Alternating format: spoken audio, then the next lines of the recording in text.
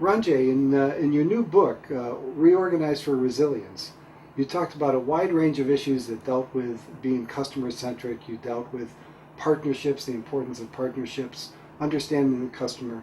There was one issue that jumped out at me that I thought was very interesting, and that was how do you deal with a formal organizational structure? And as we've looked at companies that have moved to solutions, some of them have done it in a very painful way by changing large parts of the organization. Some have sort of tinkered at the edges. But you had an example of a company called Jones Lang LaSalle.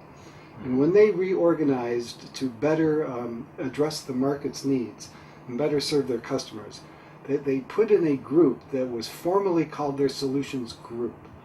And I found that interesting because a lot of companies don't make that radical a change and formally put in a group that says you are in charge of all of our solutions, you have the authority to do it, and you have the resources.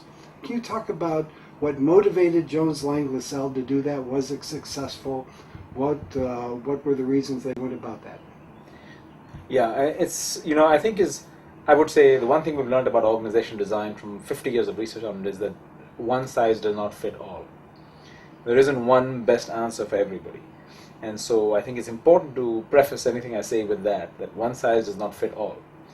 Having said that, I think you see some very interesting experiments going on in different companies, and different things work for different people. In some companies, you start to see what, like Jones Lang LaSalle, where they say, you know what, we need to have a dedicated group that focuses on solutions. And we're going to call them whatever, in this case they call them corporate solutions.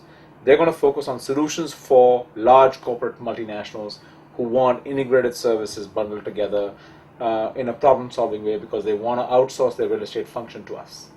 Bingo, makes sense, we need a dedicated group, that's what they're going to do. Other companies say, you know what, I don't need a dedicated group, I'm going to find a way to organically connect my silos. So in the case of Cisco Systems, another company I look at, they have these things called councils. Councils are kind of a virtual task force that cuts across all the silos. So they don't have a new group, they are members of existing silos who work together towards addressing a set of customers. So there are several councils, each aligned around a set of distinctive customers that Cisco serves. So that works for Cisco. You have other companies like GE Healthcare, another company I talk about in the book, where they had multiple such solution groups, if you will. One was focused on enterprises, called Enterprise Solutions. One was focused on cardiologists. It was called the Cardiology Group. There was another one that was focused on generically combining products and services, called Performance Solutions. So, you start to see companies trying different experiments. In the extreme, they may actually reorganize their company around customer grouping, where each silo now is a solution group organized to solve problems for a particular segment of customers.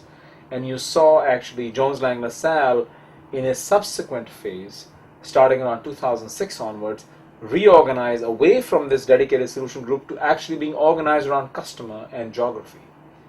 And that got rid of the need for even a solution group because they were now organized by customer. So, I would say different strokes for different folks.